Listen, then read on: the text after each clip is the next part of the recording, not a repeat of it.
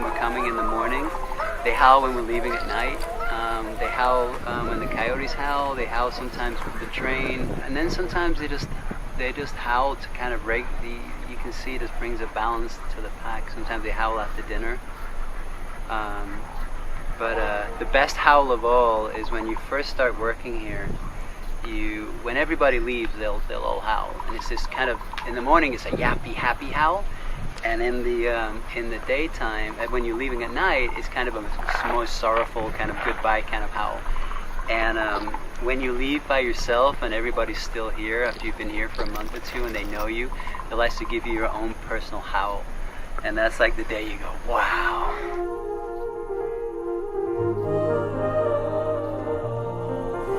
I literally came here one day with my wife, and I just met the pack, and I just fell in love with them, and I started coming back like once a week, and then twice a week, and then 3 times a week, and then, you know, trying to survive financially and still coming up here because I lived in Sherman Oaks at the time. And it just, once you connect with these guys, they become like your family, you know, so I can't leave them now, even if I wanted to.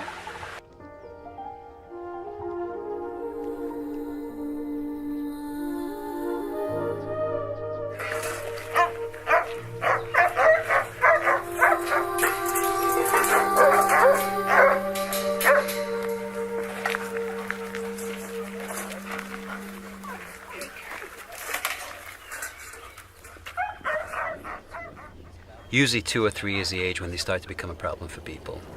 When they're full size and they're behaving very wolfy behavior, you know. We always say they make good wolves but bad dogs, you know. They do everything whatever a wolf should do, guarding their bowl, you know, they're chasing small prey, trying to run out and be free. People don't like that behavior. In the wild, they're being brutally trapped and murdered and killed for no good reason. Because people get them thinking they're going to be cool, walking down the street with a wolf, and then they realize, I have a wolf, it's not a good pet. But the problem is, most of these people grew up fearing and hating these animals.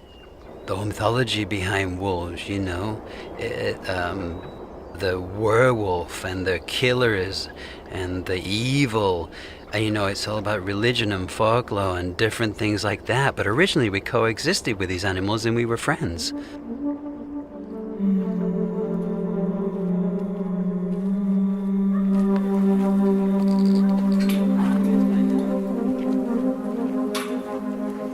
So we're going to stay away from the edges here. We're going to stay right down the middle, because Shady is a good boy. He's come a long way. He had a lot of trust issues for a long time, and he was very afraid of people, so he was very aggressive towards them, especially younger people, because he originally, right? You're a good boy now. He originally was kept in a dorm, a boys' dorm in a college, and of course that didn't work out very well. Taboo was tied up in a walled backyard for the first year of her life. The family really loved her, but they didn't socialize her, so she wanted to attack everything. She was very scared, because aggression always comes out of fear. She was like the problem child, and my wife and I we just loved her so much, so we started taking her home and socializing her.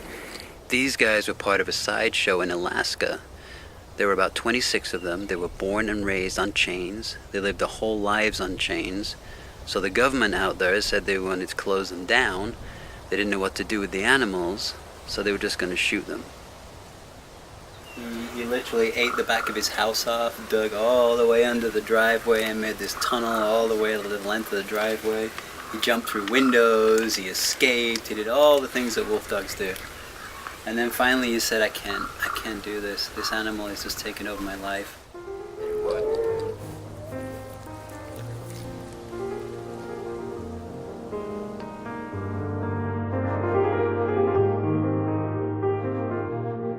So usually when the first time we bring a group of kids up here, we bring them into the compound, straight into the teepee, and they've never been here before, right? And they all come in with their iPods and their attitudes, and, you know, they've just come out of this school where they have to be tough, and, not let anybody show that they might be vulnerable in any way whatsoever, And a lot of these kids have gone through a lot of the same stuff these animals have. They've been abandoned, abused, neglected, and they're definitely misunderstood. I mean, people just don't trust them, So they end up in this school because they've either been fighting and they got expelled, or they've coming out of juvie because they've done something. So they come, and when they're in their own environment, I mean, they're these tough kids that have to have this front. So we bring them here, we take them into the teepee, and they sit inside the teepee, and we have them all sit around, and then we ask them to be quiet for a minute. And we ask them to, if they trust enough, to close their eyes and just sit quietly and breathe and listen to the wind and the birds and things like that. And then eventually, when the energy starts to calm down, which sometimes it takes them like 20 minutes just to close their eyes because they don't trust anybody, of course, and why would they? They don't know us.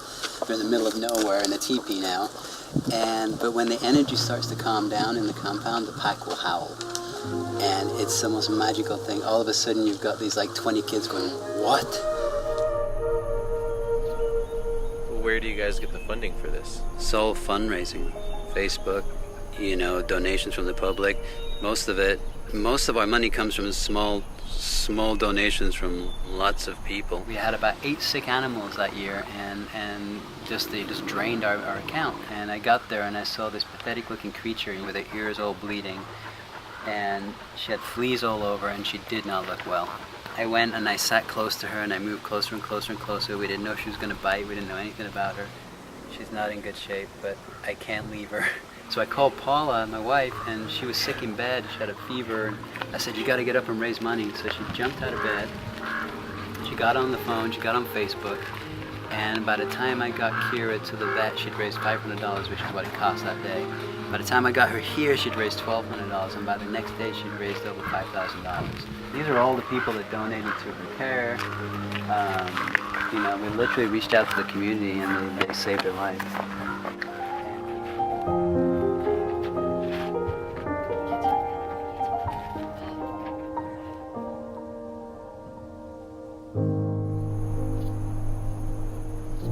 This is the first day, and we explain the stories of each animal and what they've been through and how they've come out the other side.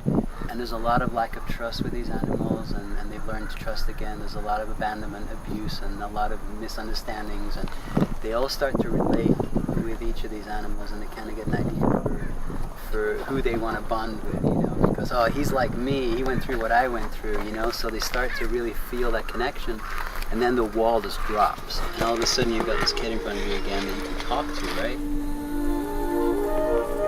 Hiking every day, they're bonding with these animals, and they're learning how to take care of another living being, and then the animals do all the work. I mean, a lot of times we just step back and let the animals do the work, because once they connect with these animals, and it's said that a lot of scientists now believe that we're connected to wolves on a DNA level. These were the first animals that we ever connected with as a human being. When people meet a wolf, they've wired people up, and they're getting the same reaction as when they meet, say, a baby, and they look at a baby's face, and they're getting the same, electronic impulses inside their body. So when people see these guys, it's underneath all of that stuff, it's on a very primal level.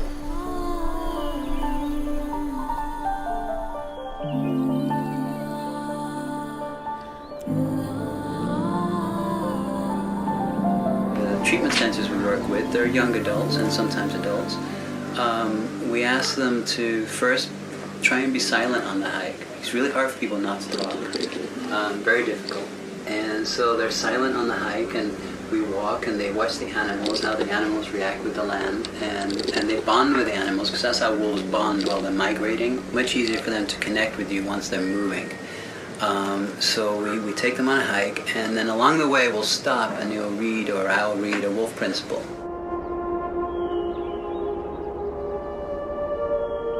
Which is basically lessons that wolves can teach to people. And the whole curriculum is based around these wolf principles. Things like wolves give 150% to what they do, so they choose wisely what they decide to do.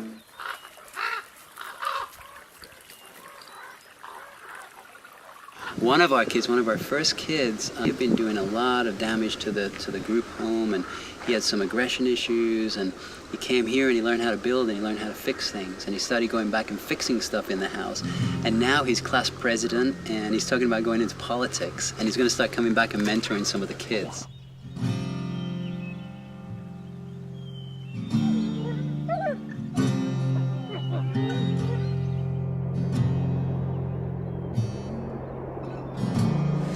Why did you pick wolves to rescue? Why didn't you pick another animal?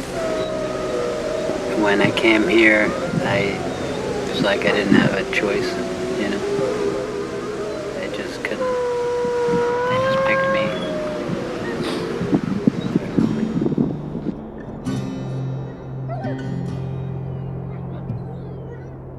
Someday my pain, someday my pain rock you, harness your blame. So the education process is taking a lot of time, which is what we do, working with the kids.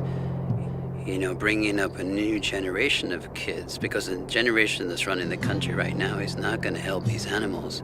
But if we can really reach some of the younger people, and eventually they're going to be in that position, you know, maybe we can change it.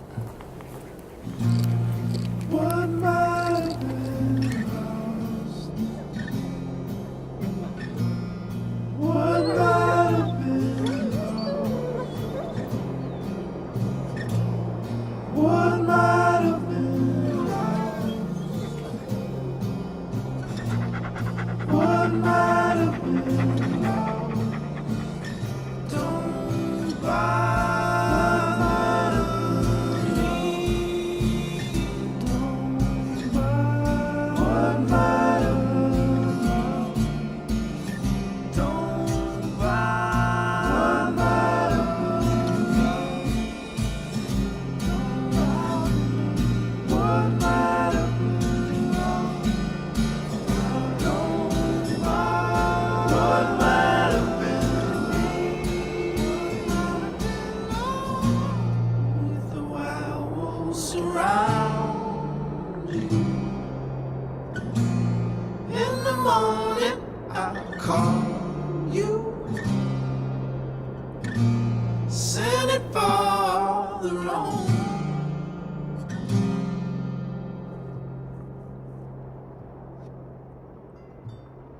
Solid smoking, solid smoking stars. You swing wide your cream.